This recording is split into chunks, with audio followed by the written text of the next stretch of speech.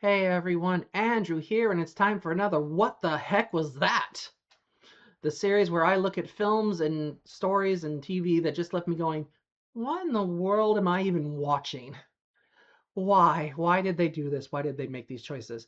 And my goodness, is this one of the ones that made me want to do these kind of reviews because this is a film that just left me scratching my head for so long. It's just like, what is this? Why does it exist? Why is it like this? Why these choices? And it's a film where you expect some weirdness because the title alone gives you an idea of how weird this film is going to be, because the film is called The Satellite Girl and Milk Cow and has a poster like this. You know this is going to be a little weird. Hopefully more charming than weird, but this one chose to go away from the charming and instead go into the insanely weird category. Because, my God, when I tell you that the main characters being a satellite girl and a milk cow is the least insane things in this film, that gives you an idea. Like, that's barely the tip of the iceberg. Like, that's not even close to the actual sanity that is in this film. Satellite Girl and Milk Cow is a Korean film that is clearly trying to be Studio Ghibli style, that is trying to appeal to that.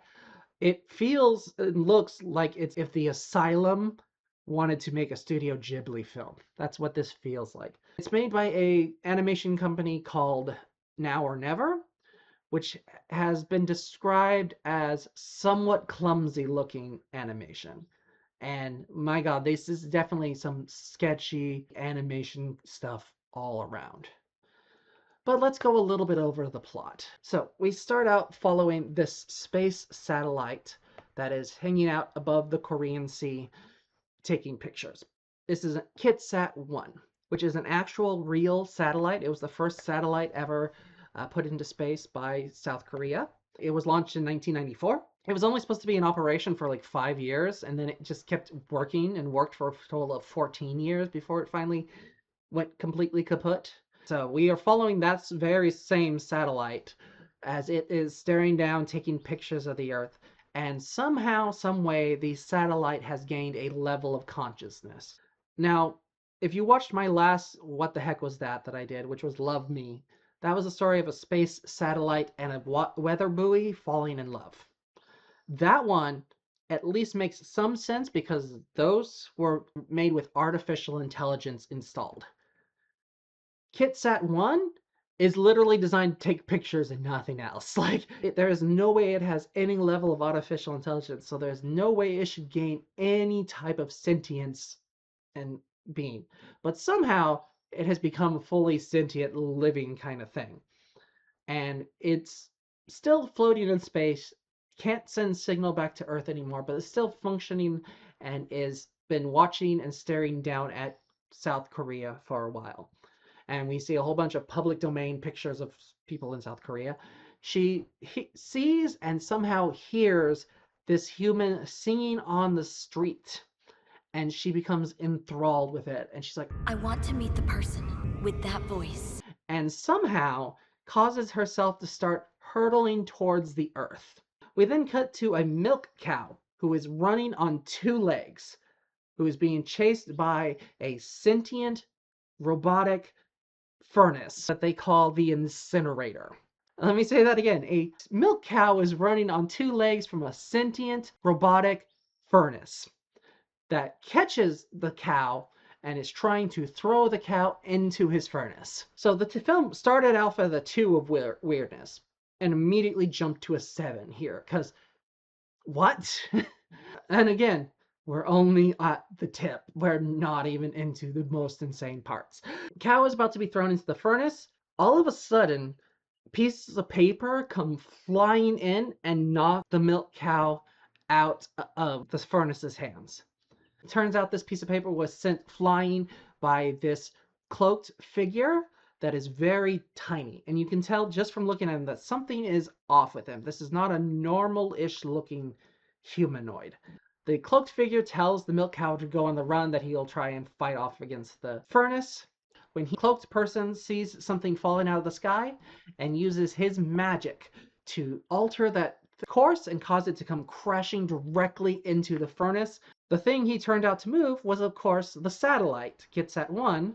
He goes over to check what it is, and now Kitsat 1 is no longer a satellite, but is in some sort of humanoid girl form. The argument could be that the magic did that, but they never really justify or explain how this happens. She is just now a satellite girl. She is definitely made out of metal. She may or may not be heavy. It's hard to, because the cloaked figure tries to pick her up, but she's too heavy for him to pick up. But then Milk Cow carries her at a later point in the story with no trouble. We then cut to a zebra walking down the street when it is attacked by a magical blast coming out of a mirror. Out of the mirror comes this man wielding a plunger. He then proceeds to go over to the zebra, stick the plunger on, and pull something out of the zebra's body. At first you think it's probably the soul or maybe the heart. Turns out he's stealing the zebra's liver. Apparently animal livers go really good on the black market. Milk Cow stumbles upon all this. Plunger guy starts to go after him. Milk Cow goes on a run. He's like trying to explain, no, I'm not a milk cow. I am a human. I got turned into Milk Cow. And the Plunger guy's like, I know. Yes, you got your heart broken. You got turned into an animal. Your liver is going to sell really well on the black market. And starts chasing after the Milk Cow. So apparently in this universe, if you have your heart broken and are sad and depressed enough, you might just randomly turn into an animal. So we cut over to Satellite Girl, who wakes up, sees the cloaked figure, lifts up her arm, and fires it as like a rocket at him. The cloaked figure manages to dodge, and Satellite Girl stares at him and scans him and realizes, you're just toilet paper. And he's like, no, I am not. I am a fairy. I am the great fairy Merlin. Satellite then suddenly starts to get a signal and decides to go after it, and she ends up firing rockets out of her boots and starts to take off. Merlin grabs onto her and catches a ride along with her. Milk Cow is still running away from the Plunger Man, and we get his backstory. He is a 20-something-year-old college student who has dreams of being a musician that apparently he won like event a couple years ago, but he's not been very successful since then. And he's performing for a gig, and there's a girl that he likes, and then she leaves. He follows behind her and then sees her in the arms of another man. And this causes him to become depressed and sad, and he gets hit with this big black cloud of smoke and turns into a Milk Cow. Milk Cow manages to get away from the Plunger Man, gets back to his apartment, and immediately goes into the restroom and uses the toilet. There are 2 toilet gags in this, and both are really gross and weird and shouldn't be in the film and actively make the film slightly worse. Just like, ugh. So he uses the toilet, realizes he doesn't have toilet paper. Then Merlin shows up, sans cloak, and now we see that he is an actual roll of toilet paper. He reveals that he is a fairy who fell asleep in a tree, and when the tree was cut down and transformed into paper, he and his magic got transferred into said paper. He then offers some of his paper to the Milk Cow. He's like, go ahead, use it. It's the good stuff. It's 2-ply. And Milk Cow goes and takes like a chunk of it. He's like, hey, be careful. My magic is stored in each of those pieces of paper. So he's like, you use it, I'm going to lose power. Which makes me go, then why did you offer it? If this is the source of your magic, and you only have so much, why would you just randomly give it so the cow can wipe his... Yeah.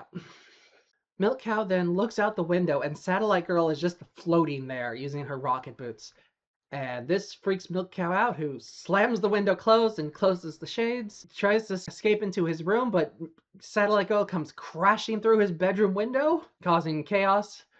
Satellite Girl reveals that she's looking for this musician and shows a video, and he's like, why do you have a video of me?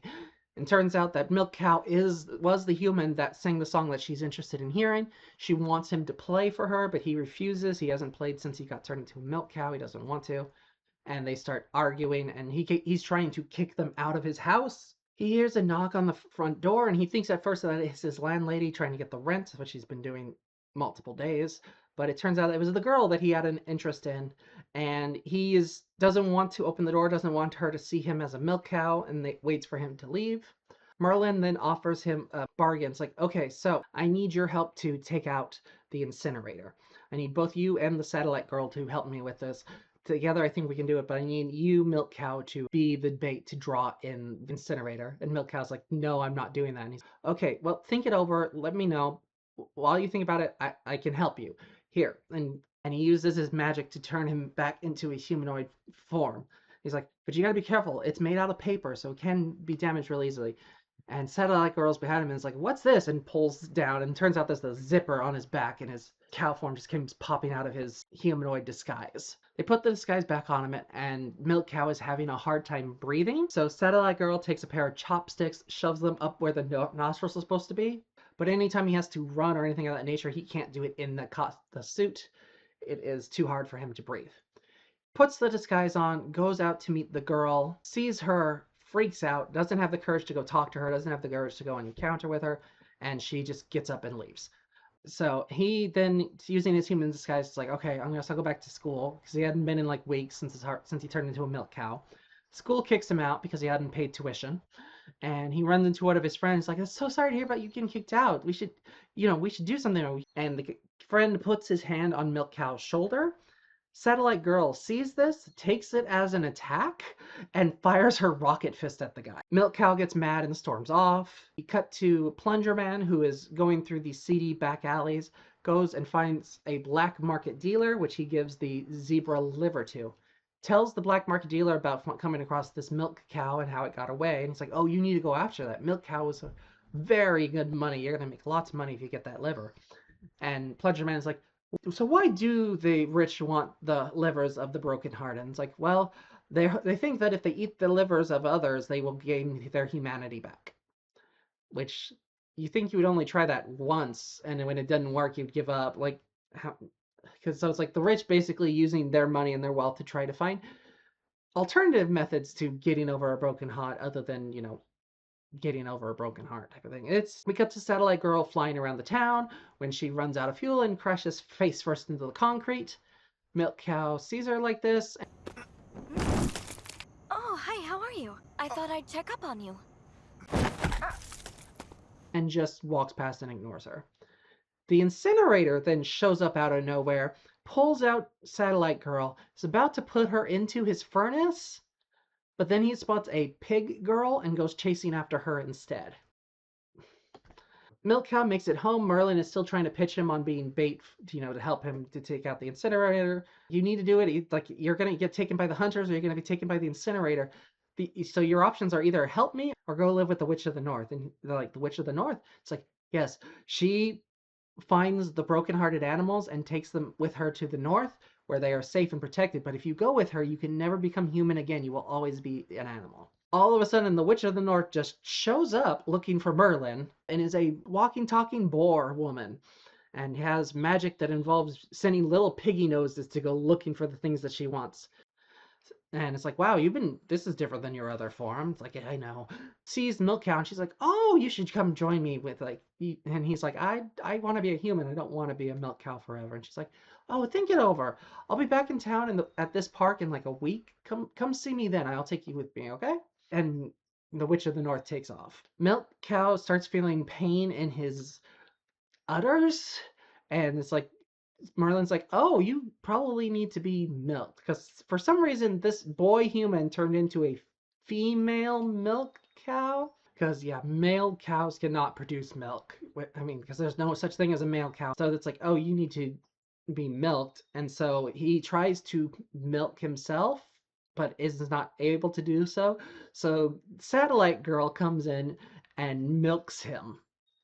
And then they have the bright idea to sell the milk on the streets. Milk for sale, fresh. Saying that it's 100% organic cow milk, and manage to make money doing this. Then the landlord shows up and takes most of it to pay for the rent. It's like, that's not all of it, but it's like, yeah, that's a good portion of it. I'll come back for the rest. And yeah, this is the part of the film that broke my brain more than I think anything else. Is just the insanity of having Satellite Girl milking the milk cowboy and then selling said milk to strangers on the street. Like, the like, oh man, that I had to pause it when I watched this because that broke me so hard. I was just like, what the is this film? Why am I watching this? What is this trash? Like, jeez Louise, it's insane. And while it never happens again, we never see it happen, it's implied that they kept doing this, and that's how they made money.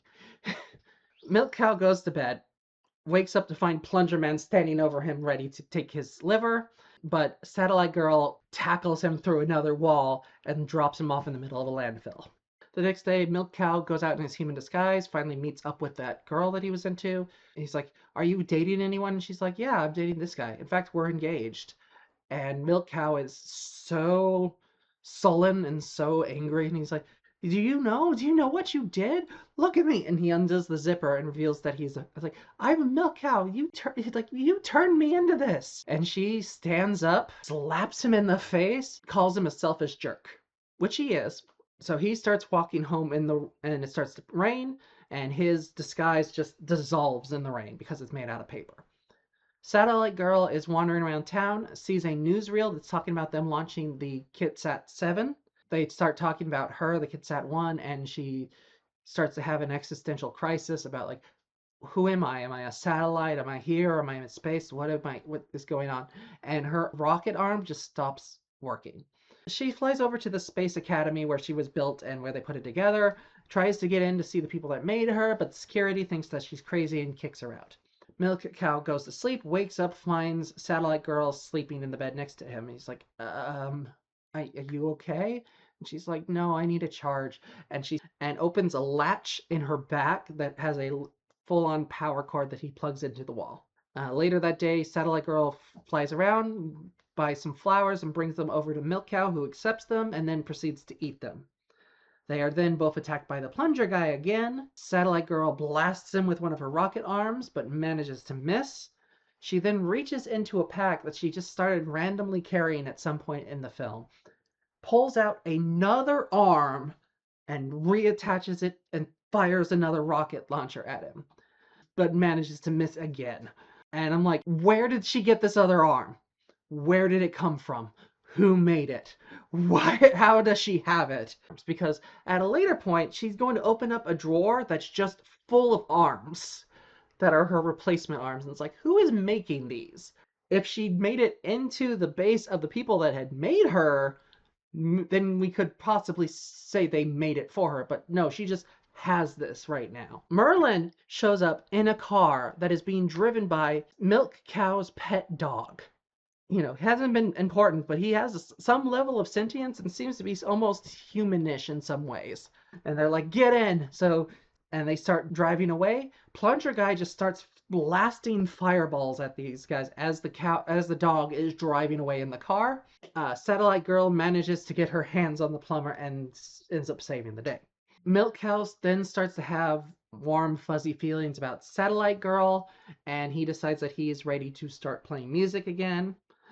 So he pulls out the piano and starts playing and starts singing, because of course this film is also a musical. Really terrible one, but it is a musical. Awkward gestures fill my head. And we cut to Satellite Girl, who is on the roof cleaning a dozen or so of her robot rocket arms. Again, no idea how she got them, but she has them now. And she hears him singing, goes downstairs to listen to him sing. Whenever I'm near you, it's a happy day. Milk Cow leaves one of the nights and goes over to the park that the Witch of the North is going to be at, and she offers to take him with her to the north, and he's very hesitant to do so. She asks if it's because of the Satellite Girl, and Milk Cow's like, no, I don't like her. She's not even my type. Of course, Satellite Girl overhears this because she was hiding in a trash can nearby. The trash can gets grabbed and thrown into the back of a dump truck, drives away before she can hear him go, but I really like her and she's really nice and she's very important to me, type of thing, being a complete contradictory to what he just said type of thing. So Satellite Girl is depressed and is crying at the foot of this giant statue. The statue then moves, takes off a shawl that was like wrapped around him, and puts it on Satellite Girl, who thanks him. It's definitely not a human performer because the statue is like 9 feet tall. It is just a random thing that happens, like a lot of the other random things that just happen in the story. But geez Louise, okay. So Satellite Girl doesn't go back home until the next day. Milk Cow confronts her and is like really mad that she didn't come home right away, and is mad at her and yelling at her for not coming home and making him worry and this and the other. And she gets mad and grabs Merlin and throws him at Milk Cow. Milk Cow then throws Merlin back at Satellite Girl, and they just keep tossing him at each other. And somehow Milk Cow is back in his human disguise. We don't have an explanation of how he got another one. I'm assuming Merlin made it, but there's no explanation. And then the incinerator shows up. Satellite Girl goes to use her rocket arm, but it doesn't work. But she does use her rocket boots to grab them and fly away. Plunger guy has gone over to the black market dealer again. And he's like, I can't get the milk cow. She's being protected. And black market dealer's like, I know. Black market dealer somehow has all the information on Satellite Girl, that she was an actual satellite, that these are her powers. He comes up with this big plan to get so that they can get their hands on Milk Cow's liver. And we cut back to Milk Cow and Satellite Girl, who have had to land during the flight because Satellite Girl started running out of fuel, and he now at a gas station, and he's filling her up like she's a car. And while she's getting filled up, Milk Cow's human suit breaks again, and he ends up hiding in a park, runs into this little girl that he starts playing with and having fun with. Like, the adults see this, and they think he's trying to kidnap the little girl. And somehow he loses his ability to speak like a human and only just starts mooing at them. So they call the cops, and the cops put him in handcuffs. And Satellite Girl shows up and is like, why can't you, like, what, why are you taking him? Why can't he speak? What's going on? And basically grabs him and flies off.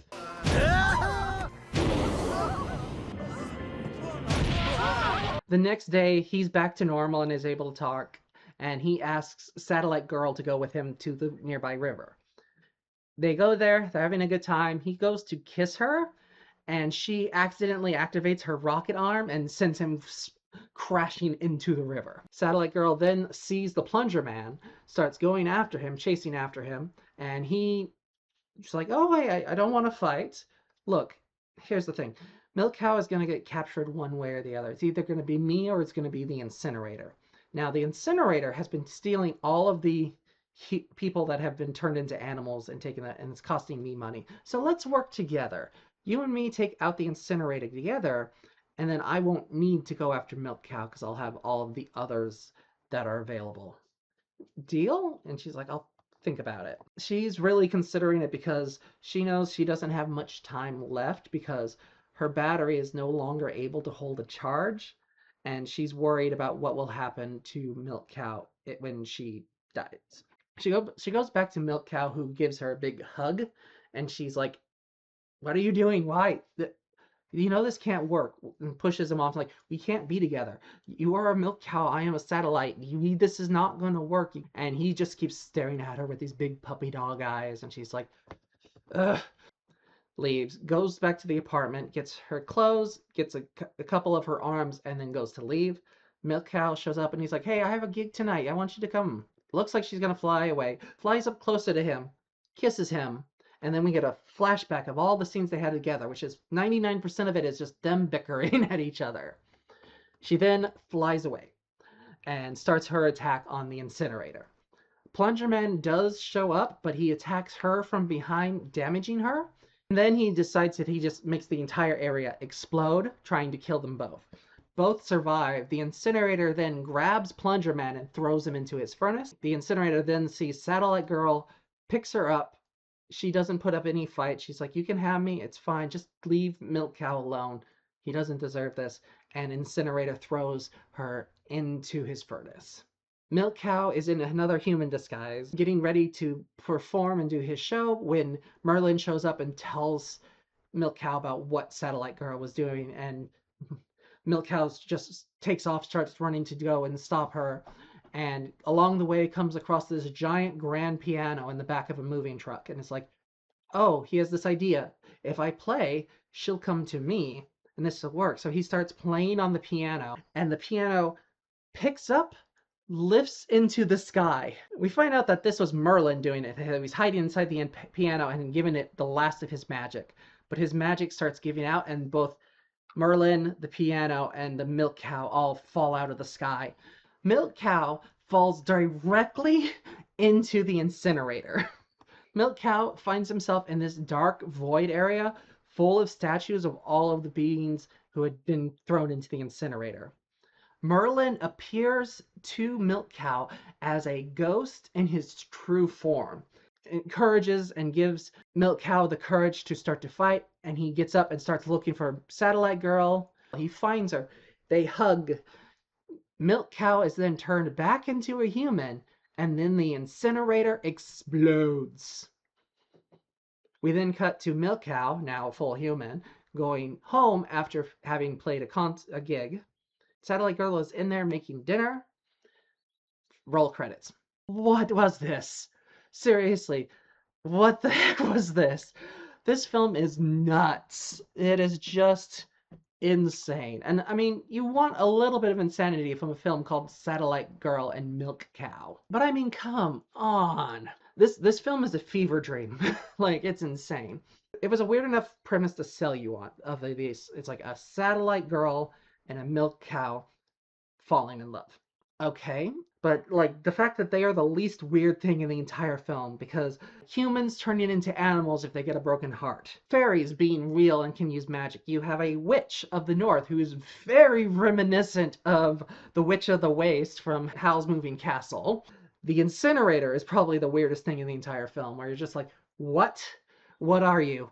Why are you here? What are your motivations? Who made you? Because he just seems to be going after things randomly. Like, he specifically seems to be going after the brokenhearted, but he almost kills Satellite Girl twice.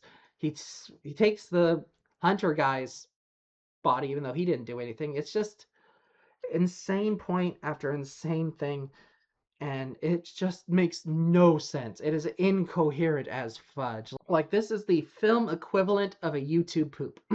Like, this is what if someone made that into a feature-length film, this is what it would be like. Because it is just so insane and so chaotic and makes no freaking sense. Like, they explain 3 things in the entire film, which is like how Merlin came to be a toilet roll, why the piano is able to fly when he's playing it, and it's like that's because Merlin used magic. And they explain how Satellite Girl ended up on Earth, kind of. But she was already falling towards Earth, so I don't know. It's just so... It's so insane and makes no sense. So little of it, like, it doesn't even make logical sense. Like, okay, I can justify Milk Cow having multiple disguises because Merlin just kept making more for him. Who was making the robot arms? Who was building them? Was she making them? Does her body just produce them? What? And her powers are just insane. She just can do whatever she needs to do for the situation. It's like, sometimes she needs fuel. Sometimes she needs electricity. It's like, it tries to be, I think, like an old school cartoon where nothing in the world has to make sense. It just has to, there just has to be something interesting happening on screen at all times, I think is what they were trying to go for. And sometimes that worked, and sometimes you had a giant statue taking off a shawl to give to a satellite girl. It's so weird and so insane, and I kind of like it because of that. Like, this is a film I should hate because it's not good. Bad animation, terrible story, terrible performances, awful singing, awfully written plot. It makes no sense, but it is ambitious. It is someone really taking a big swing and deciding to do something really crazy and really weird and really interesting. And it could have worked. Like, if they had been more competent, I like this film because it's a good film. Instead, I like this film because it's so bad it's almost good. It's a shame because there's something about the film that is a little charming. I couldn't tell you what or why, but there are parts of the film that I thought were actually kind of okay. Not all of it. Certainly not the animation. Certainly not the writing or the story. or the characters. Was the characters? There's some stuff that does work in the film. Mostly Satellite Girl. She is kind of interesting. Like anytime she's on screen, the film is a smidge better. It's definitely not Milk Cow. Milk Cow kind of sucks. Like he's kind of an awful person. His entire thing is like I got depressed because the girl I liked was with someone else. It's like she had no interest in you. You were not dating her. When you first watch it and you see it happen, you think she's cheating on him. But no, he never even asked her out. And he's just kind of a dick to everybody throughout the whole thing. It's, him falling in love with Satellite Girl is just like, well, she's around. She's a girl. She keeps saving my life. I guess I should be in love with her. It felt more like he fell in love with her because she was there and because he interacted with her, not because of him liking anything about her or liking her in any real way. Kind of reminds me of like Romeo from Romeo and Juliet, where Romeo isn't in love with Juliet, he's in love with the idea of being in love.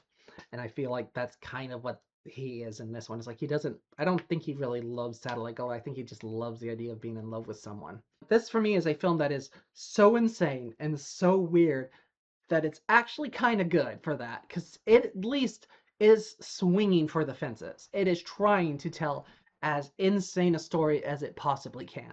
I will take that any day over boring and generic. Like, I've been watching so many of those public domain childhood horror films, you know, the Popeyes, the Steamboat Willies, all that stuff. And I would rather watch this than pretty much almost all of those, because those are the most generic, boring films you've ever come across. It's like, it's Texas Chainsaw, but he's wearing a pig mask. It's Friday the 13th, but he's wearing a Mickey mask. It's The Ring, but they're wearing a Mickey mask. It's like, they don't do really ambitious things very often in those. This is ambitious from the get-go. This is a film that 5 minutes in, you're like, what the heck am I even watching? What is this? This makes no sense. And I kind of love it for that. There's so much creativity going on there that you just kind of have to respect it. You don't have to like it. I'm not going to say it's good, but I respect the ambition. I respect that they took a swing and they made a big swing, and they not only fell on their butt, but they fell on the butt into dog poop. But it's still like, that was a big swing. So I will take it. I don't recommend it. I would only say watch this if you are a fan of films that are so bad they're actually good. To me, like a film that's so bad is good is a film where they were trying earnestly to do something and they failed at it so hard that it's actually entertaining and interesting. There's not many films I would really classify as that. Like this one, Love on a Leash, like you have to really be trying super hard to be genuine and fail at it miserably to make a film that's so bad it's actually good.